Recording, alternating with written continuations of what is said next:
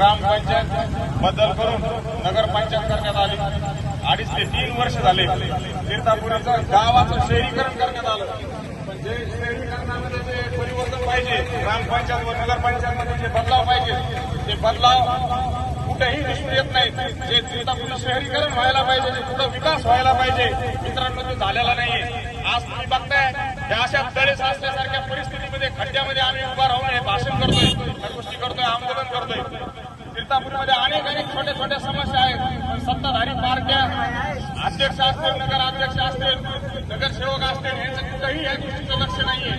तीर्थापुरीमध्ये स्मशानभूमीसारख्या ठिकाणी अंत्यविधीसाठी माझे मित्र गावकरी गेल्याच्या नंतर तिथं साधं बोरिंगचं पाईपलाईनचं सुविधा, बोरिंग असताना सुद्धा बोरिंगची मोटर व्यवस्थित करणे यांच्याकडे ते सुद्धा वेळ भेटत नाहीये।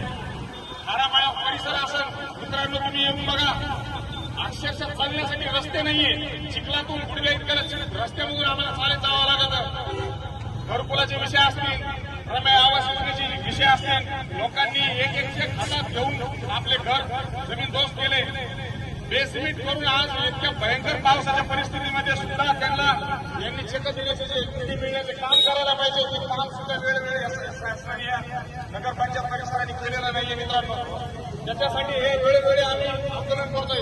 आम्ही पाठीमागच एक आंदोलन केलं, गाढव खालच्या बसस्टँडवर वरच्या बसस्टँडला मिळून आणलं आम्ही। त्या निर्लज्जपणाचे जे आंदोलन आम्ही त्यांच्यासाठी केलं, त्यांच्यावर सुद्धा त्या गोष्टीचा परिणाम झाला नाही। आम्ही वेळोवेळी तीर्थापुरीच्या जनतेला सावधान करण्याचे काम व डोळे उघडण्याचे काम करतो। मित्रांनो यांनी नगरपंचायत जी केली, यांच्या जे डोक्याच्या बाहेरून कामं गेले, जे विकास कामे करायला पाहिजे ते कामं कुठेही यांची दिसून येत नाही।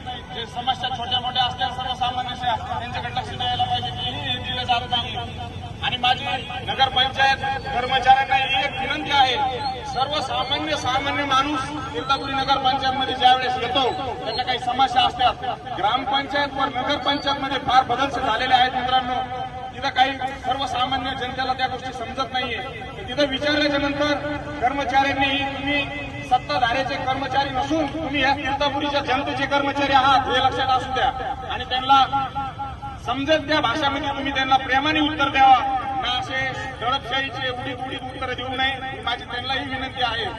आणि तीर्थापुरीमध्ये त्यांनी लक्ष देऊन वेळोवेळी विकासाचे काम करायला पाहिजे। आज 32-33 खेड्याचा व्यवहार तीर्थापुरीमध्ये आहे, पण तीर्थापुरीमध्ये येण्यासाठी खेड्यापाड्याचे लोक आज तीर्थापुरीला कंटाळून गेले। आपला तीर्थापुरी जे शहरीकरणाचा विषय झाला, हा पुढे जायचा आता मागे चालला मित्रांनो। आणि हे बोलून मी माझे 2 शब्द थांबवतो। पुढचं निवेदन डॉक्टर प्रवीण कणुकर करतील।